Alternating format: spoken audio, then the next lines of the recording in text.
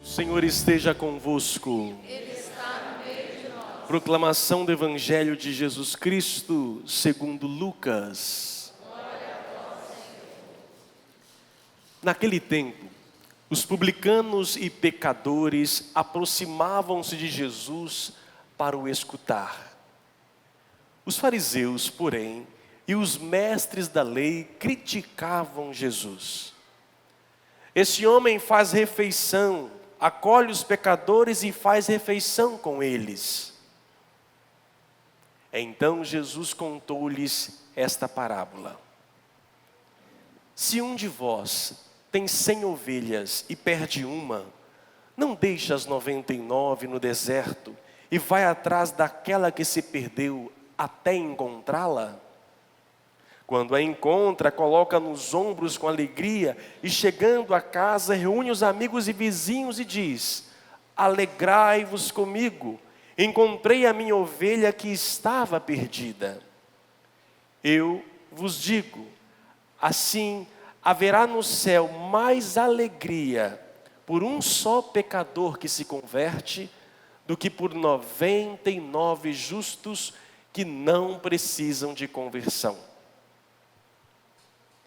E se uma mulher tem 10 moedas de prata e perde uma, não acende uma lâmpada, varre a casa e a procura cuidadosamente até encontrá-la? Quando a encontra, reúne as amigas e vizinhas e diz: alegrai-vos comigo, encontrei a moeda que tinha perdido. Por isso eu vos digo, haverá alegria entre os anjos de Deus por um só pecador que se converte. E Jesus continuou. Um homem tinha 2 filhos. O filho mais novo disse ao pai: pai, dá-me a parte da herança que me cabe. E o pai dividiu os bens entre eles. Poucos dias depois, o filho mais novo juntou tudo o que era seu e partiu para um lugar distante. E ali esbanjou tudo numa vida desenfreada. Quando tinha gasto tudo o que possuía, houve uma grande fome naquela região. E ele começou a passar necessidade. Então, foi pedir trabalho a um homem do lugar, que o mandou para o seu campo cuidar dos porcos. O rapaz queria matar a fome com a comida que os porcos comiam, mas nem isto lhe davam. Então caiu em si e disse: quantos empregados do meu pai têm pão com fartura, e eu aqui morrendo de fome? Vou-me embora, vou voltar para o meu pai e dizer-lhe: pai, pequei contra Deus e contra ti, já não mereço ser chamado teu filho, trata-me como um dos teus empregados. Então ele partiu e voltou para o seu pai. Quando ainda estava longe, seu pai o avistou e sentiu compaixão. Correu-lhe ao encontro, abraçou-o, cobriu de beijos. O filho então lhe disse: pai, pequei contra Deus e contra ti, já não mereço ser chamado seu filho. Mas o pai disse aos empregados: trazei depressa a melhor túnica para vestir meu filho, e colocai um anel no seu dedo e sandálias nos pés. Trazei um novilho gordo e matai-o. Vamos fazer um banquete, porque este meu filho estava morto e tornou a viver, e estava perdido e foi encontrado. E começaram a festa. O filho mais velho estava no campo. Ao voltar, já perto de casa, ouviu música e barulho de dança. Então chamou um dos criados e perguntou o que estava acontecendo. O criado respondeu: é teu irmão que voltou. Teu pai matou um novilho gordo, porque o recuperou com saúde. Mas ele ficou com raiva e não queria entrar. O pai, saindo, insistia com ele.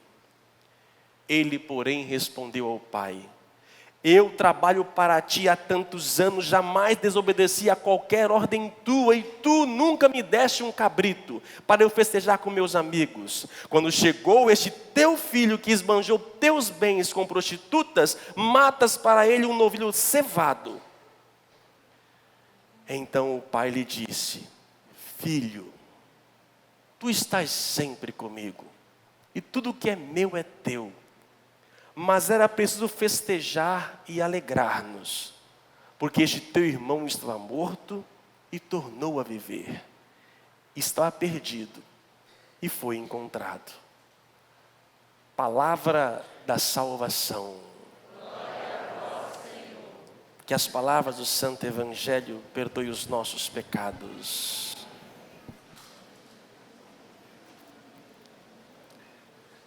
Meus prezados irmãos, acabamos de ouvir uma das mais belas passagens da palavra de Deus, se não a mais bonita e mais simbólica, cheio de realmente da graça de Deus. Estamos meditando o Evangelho de São Lucas, e é somente Lucas que traz esta parábola, somente ele, a do Pai misericordioso. Até porque estamos também no ano da misericórdia, convocado pelo Papa Francisco. Neste ano estamos aí buscando refletir e entender o que é e o que significa ser misericordioso. Este evangelho já meditei com vocês no mês de março, abril, no período da quaresma. Nós ali refletimos sobre somente o Pai misericordioso. Mas o que nós aqui, o que a liturgia quer trazer para nós? Mais uma vez, antes de mais nada, temos que ter noção, quem é Deus? Nós viemos à igreja todos os domingos, ou de vez em quando, qual a imagem que se tem de Deus? Se fala muito sobre Deus na televisão, muitos canais, muitas igrejas, muitas pessoas falando em nome de Deus, e posso dizer para você com sinceridade, a grande maioria falam errado, passam a imagem errada, ou talvez limitada de Deus. Muitos têm uma imagem ainda de um Deus muito punitivo, vingativo. E se formos olhar na palavra de Deus, na Bíblia, vai achar passagens que comprovam tal pensamento. A própria leitura de hoje que ouvimos, a primeira, tirado do livro do Êxodo, é um diálogo de Moisés no Monte Sinai com Deus. Segundo o relato, Moisés é muito mais misericordioso do que o próprio Deus. Foi Moisés que conseguiu tudo, porque Moisés moveu o coração de Deus. Olha aqui as expressões que nós vimos na leitura primeira que ouvimos. Diz Deus: vejo que este povo é de cabeça dura. Isso ele acertou, aqui está certo, é esse mesmo, vocês são tudo cabeça dura. Deixa que a minha cólera se inflame contra eles, e que eu os extermine. E aí Moisés interfere: não, Senhor, lembra-te da promessa que você fez a Abraão. Olha que Deus esqueceu. Deus esqueceu da promessa que ele fez. Precisou de Moisés lembrar a Deus que ele tinha feito uma promessa. Ah, eu fiz uma promessa. Aí que diz aqui: e o Senhor desistiu do mal que havia ameaçado fazer ao seu povo. Meus irmãos, o Antigo Testamento é belíssimo, mas tem que saber ler. Muitas proezas, o mar vermelho que se abre, libertou o povo do Egito, tantas histórias, Ruth, e tantas Judite, tantas belas passagens bíblicas, mas todo o Antigo Testamento, a imagem que se tem de Deus não é plena, é limitado. Aqui fala de um Deus ciumento, um Deus colérico. Já pensou? Deus tendo cólera. Imagina, vou mandar um mal para aquela pessoa. E é interessante que ainda hoje muitos têm essa ideia. Gente, é muito comum eu encontrar isso nos atendimentos. Padre, Deus está me castigando porque eu fiz uma coisa no passado e agora Ele está me punindo. E a gente vai criando esta imagem de que Deus realmente nos castiga. Deus corrige, sim. Existe a correção divina? Sim. Através, às vezes, do silêncio, permite que às vezes nós sofremos um pouco mais. Mas, grave, eu falo sempre a vocês, de Deus não pode vir mal algum. Não vem nenhum mal de Deus. Deus não é esse, às vezes, que se passa. Muitos ainda falam, como é que pode Deus ser amor que permite que seu filho morre na cruz? Que Deus é esse? Que amor é esse? E assim muitos vão justificando esse Deus mau. Esse Deus mau. Eu já falei também para vocês, a minha tese de mestrado em teologia é sobre José Saramago, escritor português ateu, e Agostinho, né? Nada a ver um com o outro, né? Mas Saramago, como ateu, ele lia a Bíblia, pegava o Antigo Testamento e desdenhava. Como pode dizer que isso aqui é Deus? Dizia Saramago, no seu último livro, antes de morrer, Caim e Abel. O grande mal de tudo é Deus, porque Deus não aceitou a oferta de Caim. Se Deus aceitasse a oferta de Caim, Caim não teria matado Abel. E assim ele vai fazer uma leitura toda torta. Pega lá Noé, o dilúvio, pega Jó, ele vai desconstruindo e dizendo que o grande mal é essa ideia que nós temos desse pseudo-Deus, que é falso segundo ele. E assim muitos ainda têm uma ideia errada. Então quem é Deus? Quem nos mostra quem é Deus é Jesus Cristo. O Evangelho, a palavra de Jesus nos mostra.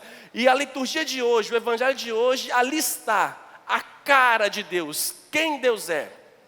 Jesus era questionado pelos mestres da lei e por fariseus, porque ele o quê? Fazia refeições com os publicanos e pecadores. Jesus andava lá com os homossexuais, com as prostitutas, andava com as pessoas ali com segunda união, com aqueles que nós rotulamos pecadores. Ele andava com os nóia, com os drogados, estava na boca de fumo, ele estava lá. E ele era recriminado, por quê? Porque ele tinha essa atitude. Como é que pode se misturar com essa gente? E quem recriminava? Justamente eram o quê? Os fariseus. Eram quem? Os mestres da lei, os religiosos.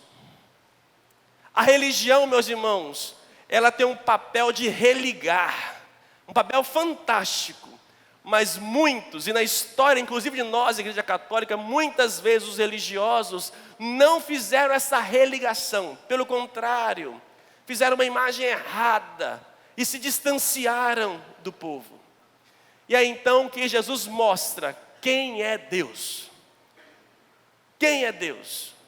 Que Paulo resume numa frase, a leitura segunda de hoje, diz: Cristo veio ao mundo para salvar os pecadores, e eu sou o primeiro deles. Por isso encontrei misericórdia, para que em mim, como primeiro, Cristo Jesus demonstrasse toda a grandeza de seu coração. Cristo veio para nós, para os pecadores. A Eucaristia não é alimento somente para os puros, mas para os pecadores, para os doentes, que queiram a cura. Já falei várias vezes para você sobre isso. Eu não tomo remédio para continuar a ficar doente. Eu tomo remédio para curar. Se você tem uma doença que seja o pecado, eu vou comungar para me curar, não para permanecer doente. É diferente. E aqui o que diz então?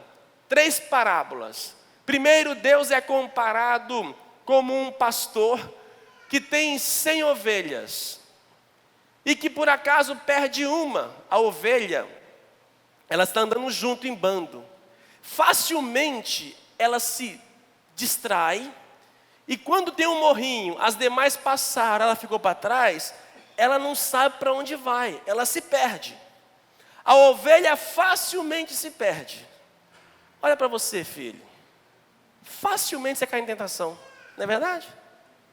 Você sabe de tudo, sabe da palavra, mas desviou um pouquinho o dedinho num computador, deu enter. Ih, já era.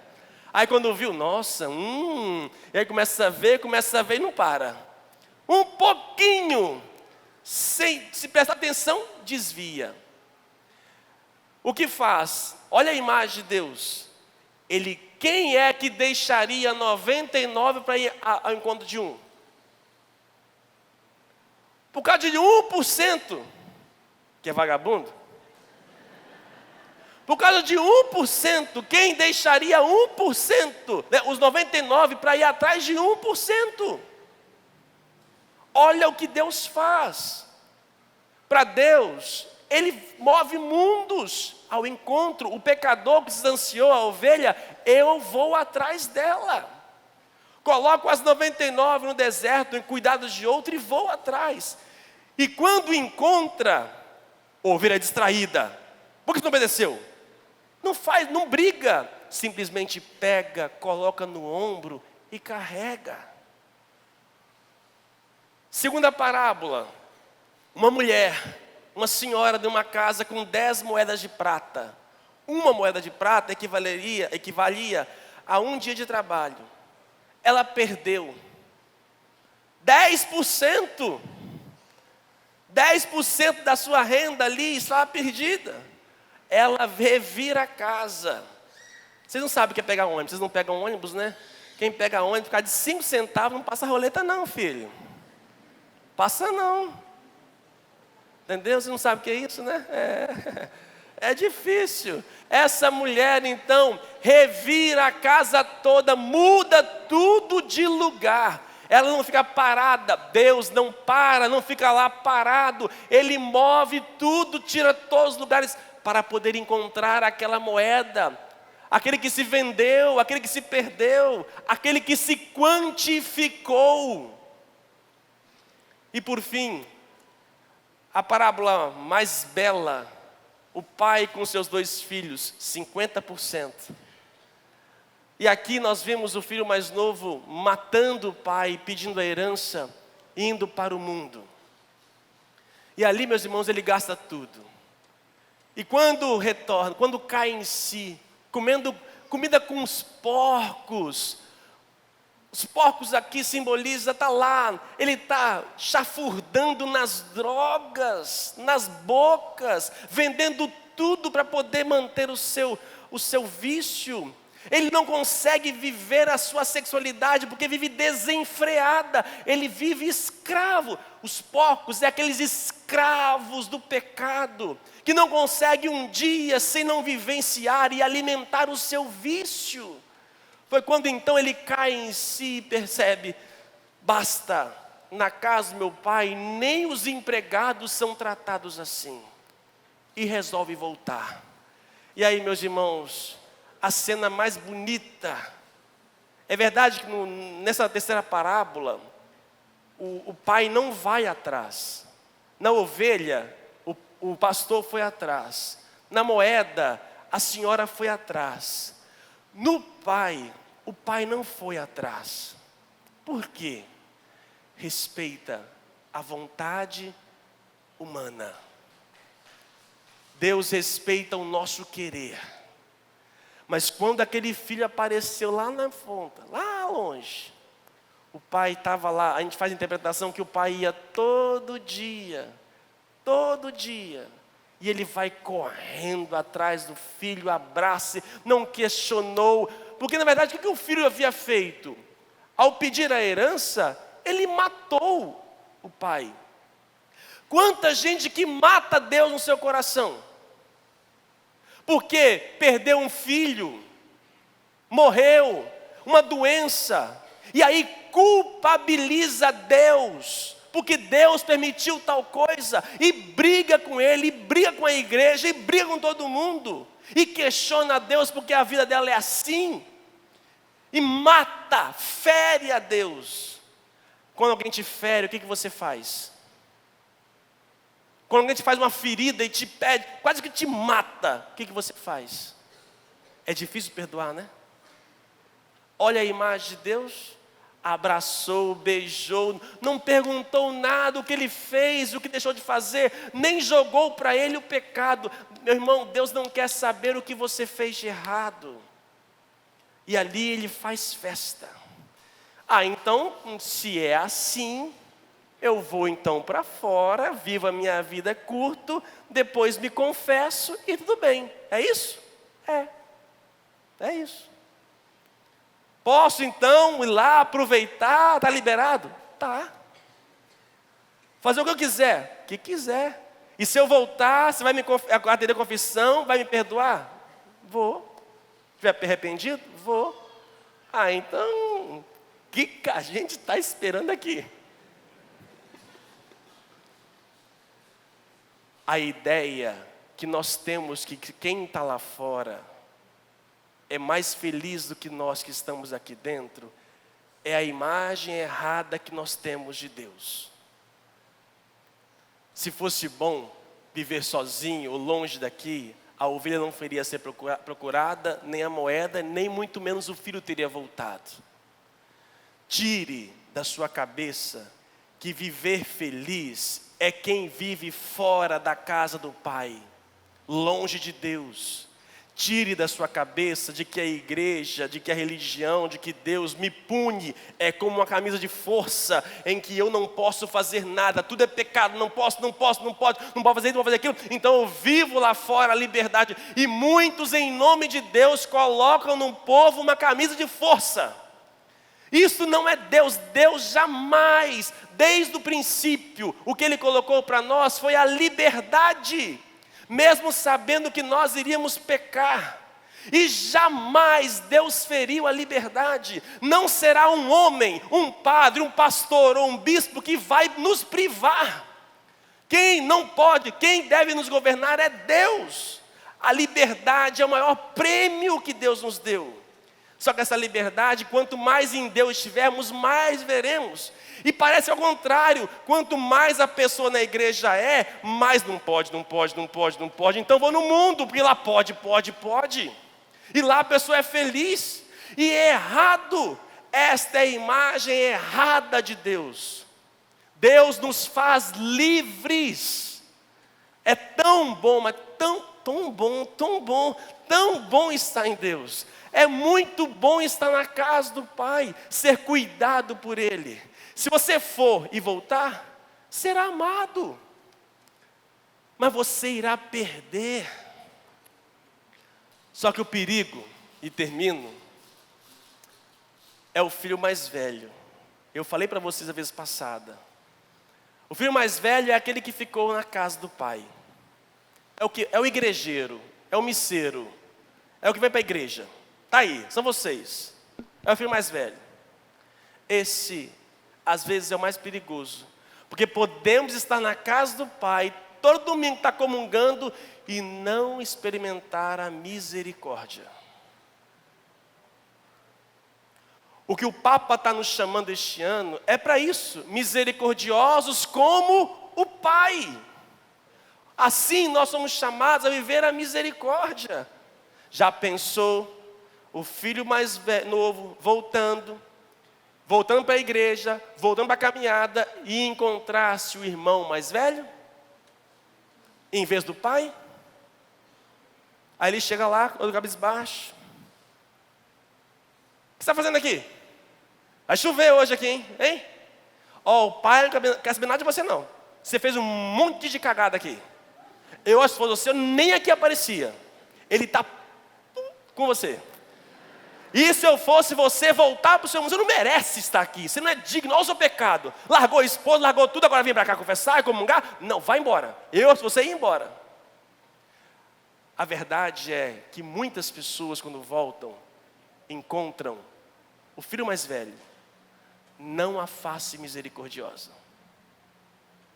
Estou mentindo? E quem deve demonstrar essa misericórdia, gente? Senão nós. Porque Deus é misericordioso conosco. Deus é amor. Mas padre aprontou. O problema é dele, ele que perdeu. E nós aqui estamos. São Paulo viu isto, descobriu isso. Deus veio para os pecadores. Deus ama em prioridade, não são os santos. Deus ama em primeiro lugar os pecadores. É a eles que Ele gasta mais tempo investindo.